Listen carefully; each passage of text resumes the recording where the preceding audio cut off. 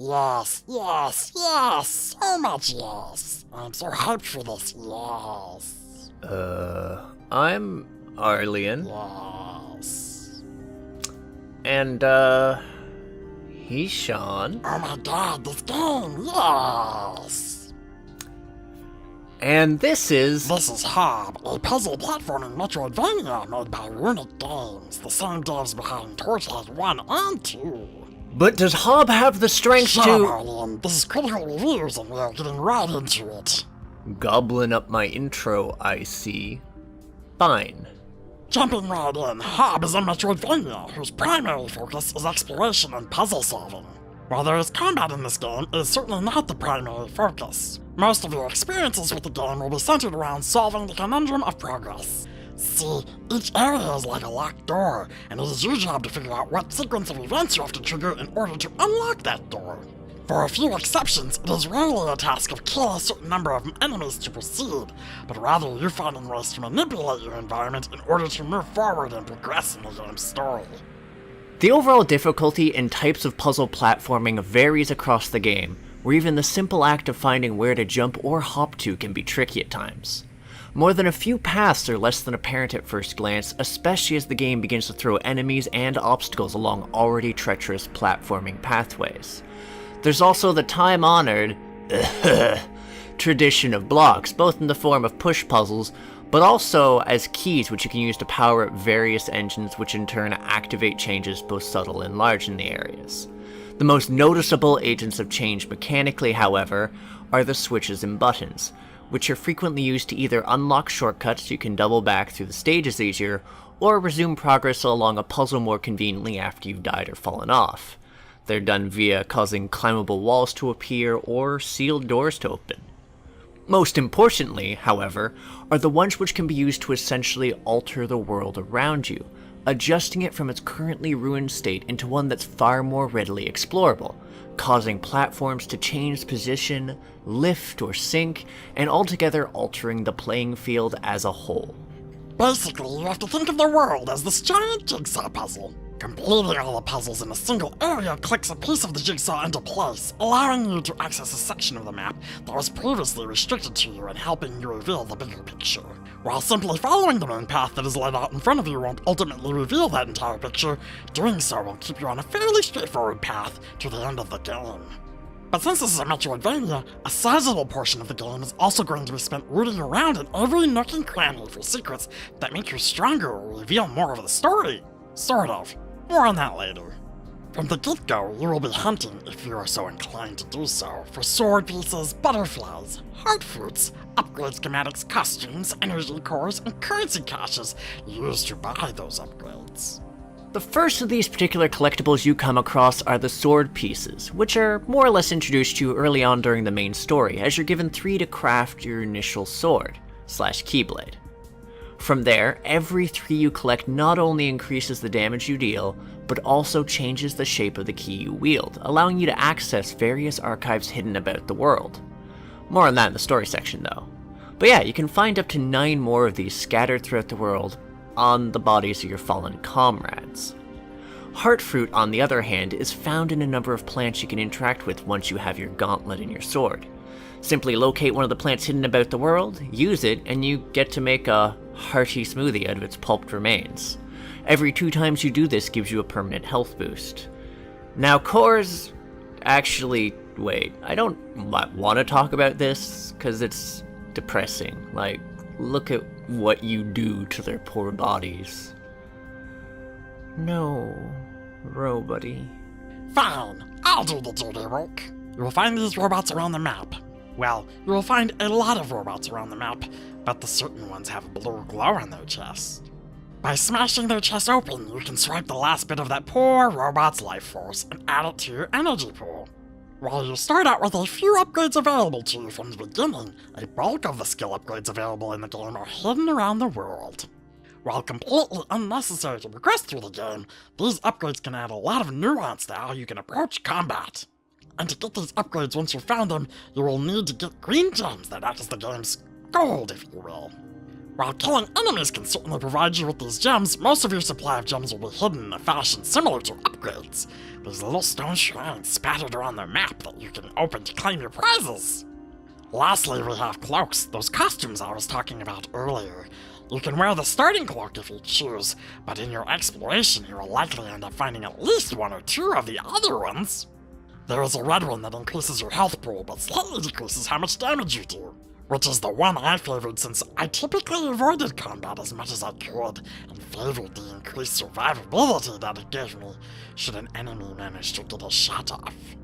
There is also a purple one that increases your energy regeneration, so you can use skills more, which I did not really enjoy using due to that massive hit in health that you have to take when it's equipped. I wasn't as big of a fan of the purple cloak either, even though it did heavily synergize with your abilities with the way I played and let you do cheap things like semi-permanent enemy slowdown, but that's only because it outright halves your health rounding down.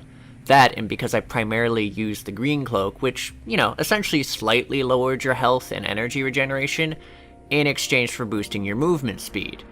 And since a lot of this game is platforming and traveling around, it was basically my go-to, especially since I was obsessively farming collectibles. And that was needed given that the cloaks actually require not only an exorbitant amount of green gems to unlock, but also a limited collectible that comes in the form of butterflies. Found frequently around sources of corruption, 6 of these are needed per cloak, requiring that you find all 18 of them if you want the full ensemble. Which I never did get all of, since whilst the game is kind enough to highlight collectibles that you've wandered into eyesight of, you're otherwise left combing over the map again and again, searching out the odds and ends you're missing. No real treasure maps here, folks. Yes, the fact that the game marks your map if you were in the general vicinity of a secret provides a huge help in finding these secrets, as you will definitely be spending less time wandering aimlessly. Pass near one and boom! It's marked on your map until you finally collect it. I absolutely love this feature, I won't lie. It is such a subtle little quality of life feature, coupled with the fact that anytime you enter a cave, it will show how many secrets are in that cave. Secret hunting is made that much less time-consuming and tedious. That said, it would be nice if it actually marked the caves on the map. Seriously, there's a number of hidden caverns and mini-dungeons, and they aren't marked ever, which is a sort of almost glaring oversight, since it made backtracking to find a cave where you came across something you think you may have missed 4 hours ago or just didn't have the ability to reach, or the world changed enough to access something.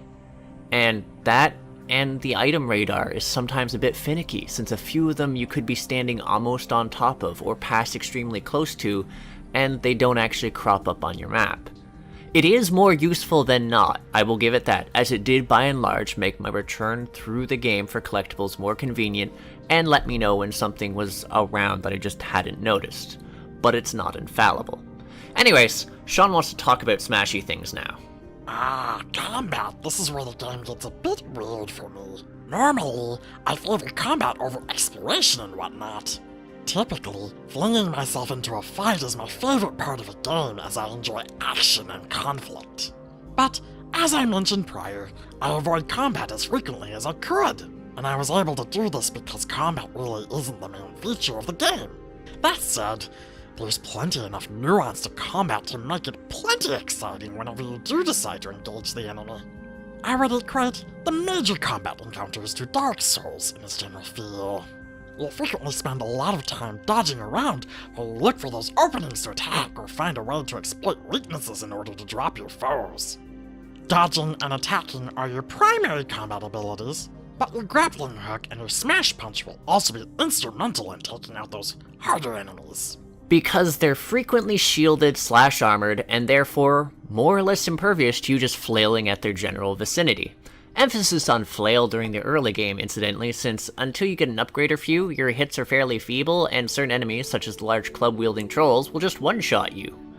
Oh, also, you can unlock the ability to block, which is useful for those more methodical fighters in the audience who aren't fans of dodging and iframes.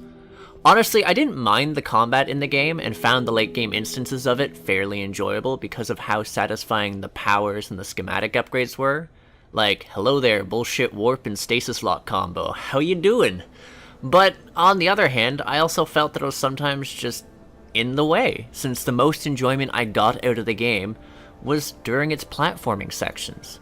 Also, for those of you who are fans of varied enemies and bosses, the enemy types stay relatively samey throughout the game, with existing enemy types instead getting upgrades via armor or shields, which you need to use the gauntlet to deal with so you can defeat them properly, and a relative lack of bosses except for a potentially final enemy, who was a total blast to fight, by the way. That final throwdown definitely had the most nuance and mechanics to it. But yes, most fights are fairly simple and generally set up in a way that makes them completely avoidable. I think this was done intentionally, since combat never really seems to be this game's primary or even secondary focus. It's just sort of there to give you something to do while exploring, and you know what? I'm okay with that. This game provided me with a rare sensation where exploration of the world was actually a delightful experience, where I frequently didn't care if I'd gone a while without encountering an enemy or stumbling into a fight of any kind. To that end, the grapple, dodge, and smash punch actually also serve an explorative purpose. The grapple can be tethered to special points that allow you to traverse hard-to-reach places, and the warps can serve as a sort of pseudo-teleport that flings you from one point to another when you are standing in these glowing blue platforms. You'll also find a number of puzzles centered around getting those platforms to face the right direction to get you to where you actually need to be. These two things are fairly easy to spot, since they glow a bright, vibrant blue. The cracked walls are a little harder to spot.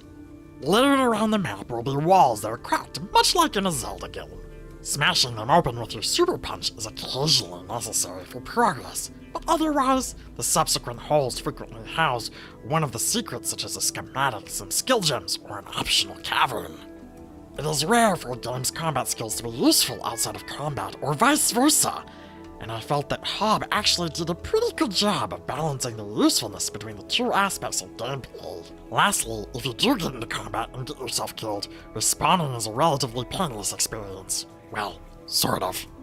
There were times when respawning left an etching on my soul and made me feel just awful about the ordeals I was putting the character through. The reason for this being that you actually have different respawn animations. It's actually pretty jarring, where instead of striding out from the respawn pod, you see the character instead lurch out from it and collapse on the ground. Or a sadly comical moment where he rushes out from it swinging blindly, as though expecting to be still engaged in combat with the enemy that murdered him. Or where you just see him tentatively stepping forward out of the pod, glancing about the environment before looking back even as the pod is in the process of sliding back into the ground. It's a neat attention to detail that combines gameplay and story, and manages to give even the act of dying a sense of meaningful weight, despite it being fairly quick to throw you back into the game itself. Definitely brutal, and I honestly appreciate it for what it was. Death generally isn't very punishing in this game, as there's usually that spawn point pretty close by, but man, did I not like the idea of dying after seeing the impact it left on my little dude as I was playing him. It was a simple touch that added a lot to the feel and theme of the game, which I suppose is a good enough segue into the story. The game places us in the role of Hob, who's delivered from an almost vault-like home by his flower-powered Robro, and is sent on a quest to free the land from the weird organic corruption that's taken root there. Maybe, because the essence of Hob's presentation style for the story is show, don't tell, omitting spoken or written storytelling. I mean, there is technically speech between characters, but it's a made-up language we aren't provided a translation for, requiring you to instead pay careful attention to their body language and the environment. In a sense, it makes us pay far closer attention to the tells that we might normally ignore, which really might have been why the respawn details were as poignant as they were for me. So much of this game's story is told in such a way that you could blink and miss it. Failing to explore and find all the sword pieces so you can unlock all the doors will leave you without valuable information. That said, the story given to you from behind those doors is told in the form of minimalist pictures. Even then, so much of the story is left up to speculation and left to us as the players to make our conclusions based on what we see and what it means to us. I personally felt like this was the exact point. This is a world that is supposed to feel strange and mysterious to us. An alien planet filled with alien life with customs and histories that are alien to us. Does that make sense? There is a comic on Runic's website that helps add a bit of pretense around your robot. But even that further creates questions regarding the story. I think it is okay for a story to be speculative and thought-provoking. And I know Arlen and I got a lot of enjoyment out of bouncing our theories off of each other. Graphically, the game's pretty, showcasing lovely environments rife with details that make them look organic and real, at least when you're dealing with Hobbs' various biological biomes. The game also does a great job of highlighting the dichotomy with its both mechanical and corrupted aspects, and the way they're incorporated into the world as whole just looks very natural and interesting, and other times almost jarring. Basically, it's really slick and graphically quite appealing. The enemy and the character design was also great, as it has this lovely mashup between the almost fairy tale / tribal-like character designs alongside the tech aesthetic of the salvaged weapons they use. The enemies just emanated this sort of folklore vibe almost, from trolls to orcs to goblins. So does that make the player character a hobgoblin? Plus, I just really enjoyed the details that were put into the more atmospheric entities about, such as the corruption piles and creatures, as well as the more docile animals and their sprightly companions. And plus, they totally just added these cute cuddle pet emotes and the sprite dance, and the fact that they gave these graphics that were just great.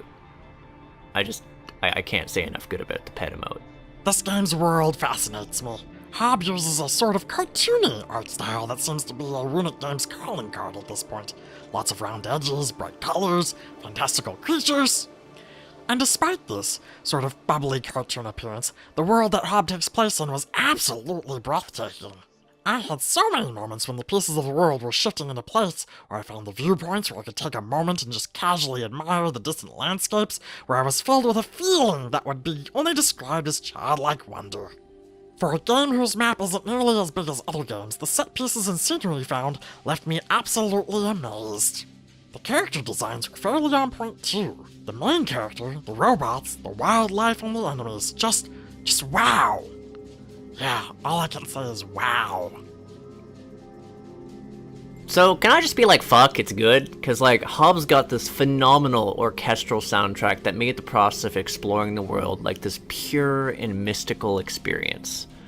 Just rife with ambience and a purely symphonic bliss that you get to listen to while venturing across the world. I honestly think the audio was actually one of the strongest points for this game, especially after I put it down. Enough so that I just sit down and listen to the OST occasionally. Normally, I'm not super into soundtracks that rely heavily on ambience over proper music, but it really worked well here. The ambient noises had a delightful synergy with the simplistic, floaty instruments that helped give the overall world a more ancient feel. The music was handcrafted for this game, and I cannot see it working anywhere else but within the game. They are perfectly symbiotic in a way that games don't often achieve these days. As far as puzzle platformers go, especially in a 3D setting, I've found Hob to be an enjoyable experience. It's easy to see that a lot of work's been put into not just the gameplay, but the world at large and its presentation. Plus, I really liked that music. All the same, I did feel that the combat could feel a bit bland and repetitive at times, especially after wading through the same types of enemies for an entirety of a playthrough. Especially with how basic your combat abilities are at first and stay for a while, though the upgrade system and the abilities you do gain help with reducing that tedium to a fair degree as the game goes on. And I do gotta go back to my gripe about the lack of cave dungeon markers on the map, since that was just sort of a pain at the butt for the way I play these kind of games. Still, even with those gripes, it's a really good game. Though I've found myself more interested in only an initial playthrough, probably because that sense of discovery and how the world works and unfurls didn't quite retain its magic as I kept going forward. More or less, I would consider Runic Games' creation here a solid hit. Not quite a I'm gonna obsessively revisit this game over and over again or gush to it a bit to everyone I know, but one that I definitely think is worth a thorough playthrough, which I suppose, in this regard, I would have to say I'm actually quite sad that Runic Games as a studio no longer exists. It's a solid shame that we are not going to see a game created by the same talented people who put something like this together. Anyways, I'm gonna let Sean take it away from here. I cannot express enough how much I love this game without turning this entire review into a gush fest over Precious. With Dead State, I had to restrict myself to prevent myself from being outright hating on the game. With Hob, it was the opposite. This is easily my game of the year in terms of sheer amount of joy that this game gave me. I cannot say enough good things about the world that Runic Games created or how much fun I had exploring it. This game almost flew under my radar and I'd almost forgotten about Runic Games as a studio. Basically, I had the choice to grab this or buy Battle Chasers, and while I'm sure Battle Chasers is a great game, I'm so very glad I chose this one. This is more than a critical hit to me, this is my personal game of the year. I happily return to it to explore for secrets, which is something I don't frequently enjoy doing in games. Man, so good!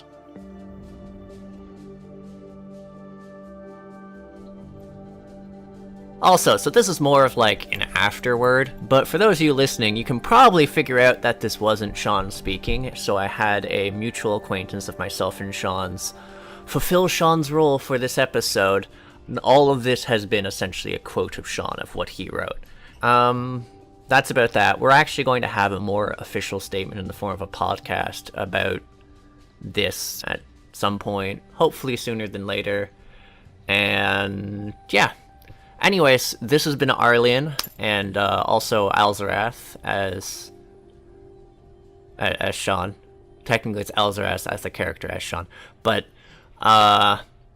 first off, if you like this video and you actually listen through to the end, I thoroughly appreciate it. It's been quite a ride so far for how long we've been doing this channel, and it's been interesting to see the audience grow bit by bit. And so I thank you. Even if you haven't hit that subscribe button right now or like the video, the fact that you stayed by is appreciated.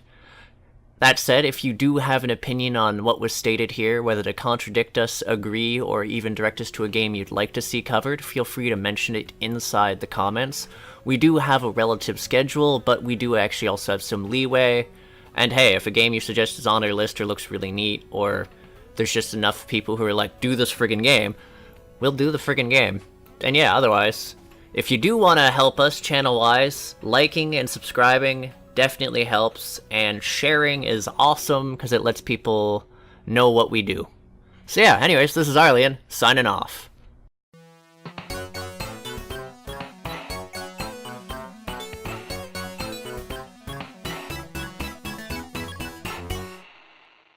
Job of balancing their usefulness between the two aspects of God damn it, motherfucker.